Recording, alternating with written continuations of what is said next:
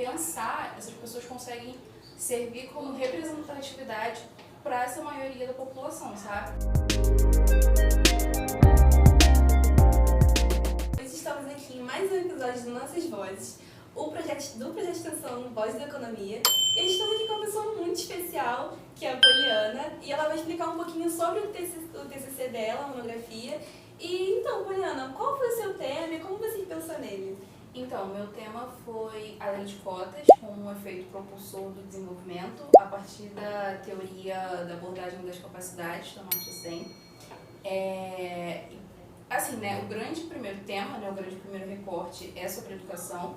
Eu acho que eu pensei sobre isso porque a educação sempre foi um eixo fundamental na minha vida, sempre foi um propósito muito grande para mim.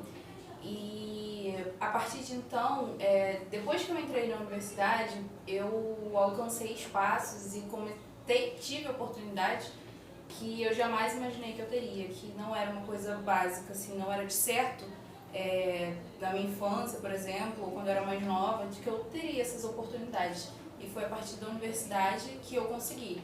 E aí eu pensei em como isso impacta não só a minha vida, mas como a de milhares de outras pessoas. E na época que eu estava escolhendo o tema do TCC, foi o decênio da Lei de Cotas. A Lei de Cotas fez 10 anos, no ano de 2022, porque a lei foi promulgada em 2012. Então é um marco temporal importante. E eu lia muitos textos, eu sempre fui muito entusiasta dessa política pública. Então eu achei importante falar sobre ela, abordar sobre ela no meu TCC, porque eram pessoas que, assim como eu, não era certo de que elas iriam chegar onde chegaram, era um cenário de incerteza chegar ao ensino superior. Então foi a partir disso que eu escolhi meu tema. Muito importante.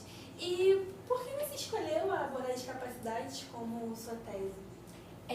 Então, quando a gente vai tratar de educação na economia, eu acho que é um caminho, a gente tem que ser bem cauteloso, porque os debates dominantes na economia, quando se trata de educação, eles esbarram muito na produtividade e na renda e no crescimento econômico. Então eu acho que eu queria uma coisa que não reduzisse tanto a imagem da educação, sabe? Que não colocasse a educação apenas como um meio para oferir renda ou maiores para ganhos de produtividade, porque não é uma abordagem que eu concordo, como por exemplo a teoria do capital humano. Então eu queria fugir um pouco disso. E aí eu conversei com o meu orientador, o Mário, a gente falou sobre a abordagem das capacidades.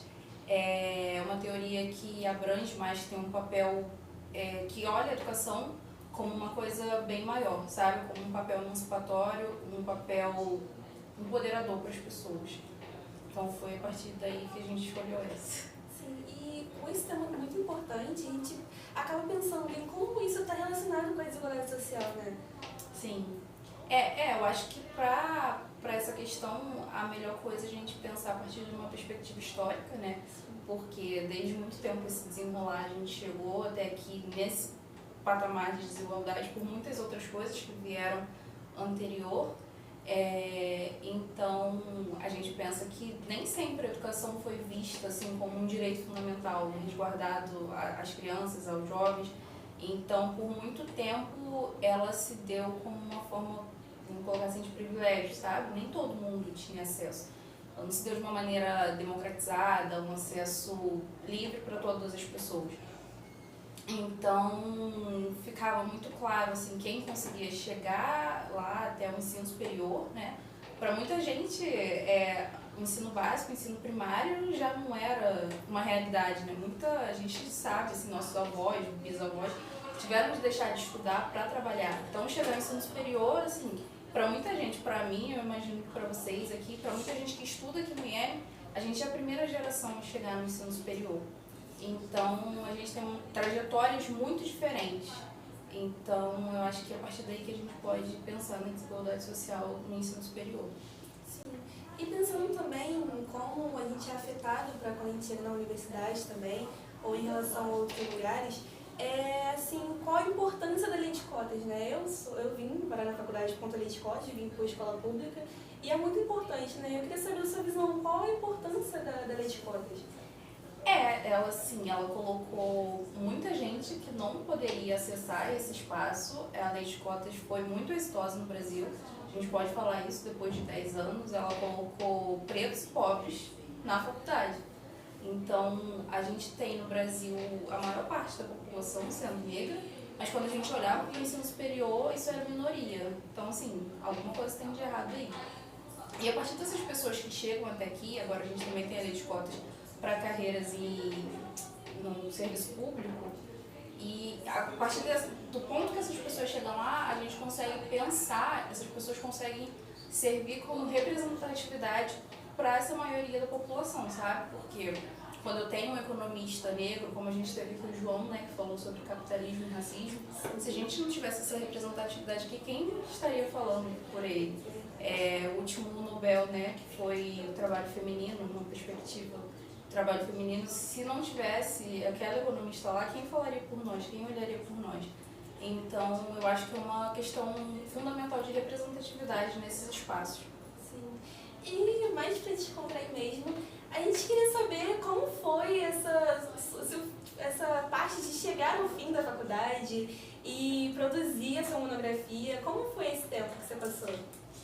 Ai, foi muito rápido, parece, né? Porque eu vim de um contexto da pandemia, eu tive a oportunidade de estar aqui presencialmente durante um ano só, e aí depois a gente foi em casa, e foi aquela loucura.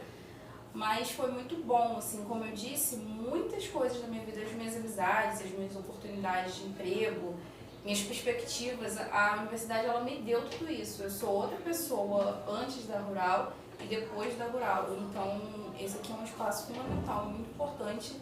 Eu queria que todo mundo tivesse acesso e que a experiência fosse pelo menos parecida para todo mundo, como foi para mim.